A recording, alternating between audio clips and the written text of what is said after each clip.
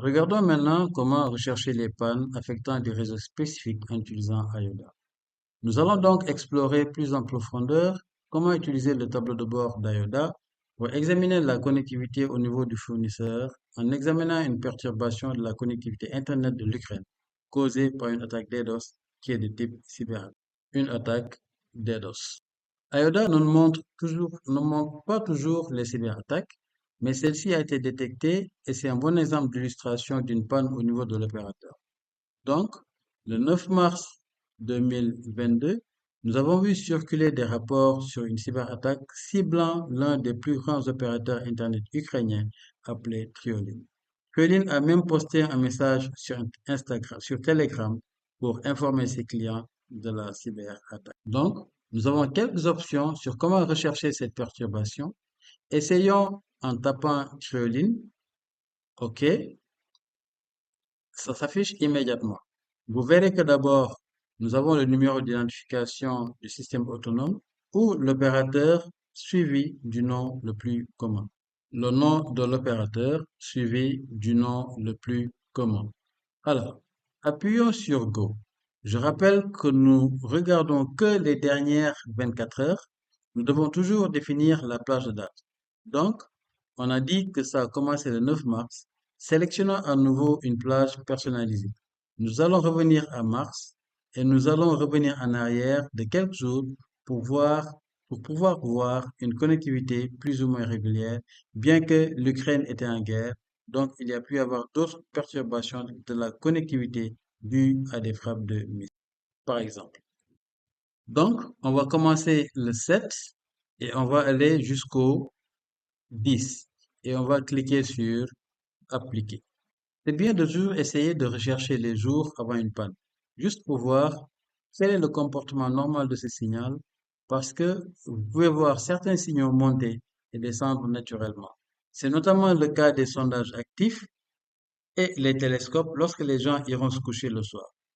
Ils éteindront certaines machines et cela entraînera naturellement la chute du sondage actif et du télescope. Mais BGP devrait toujours rester assez constant. Donc, nous voyons la baisse significative et immédiate du sondage bleu du sondage actif le 9 à partir de 20h40. Et nous voyons une lente et longue récupération qui dure plusieurs jours. Ajustons Ajustons l'intervalle personnalisé pour afficher les périodes de reprise. Et encore une fois, à cause de l'attaque russe en Ukraine, il se pourrait que la reprise ne suive pas la courbe des autres pays où on a observé une période de coupure très spécifique. Donc, on va garder l'intervalle entre le 7 et le 21 juste pour avoir une bonne vue d'ensemble. OK? Encore une fois, la baisse commence le 9 mars et le rétablissement commence vers le 16.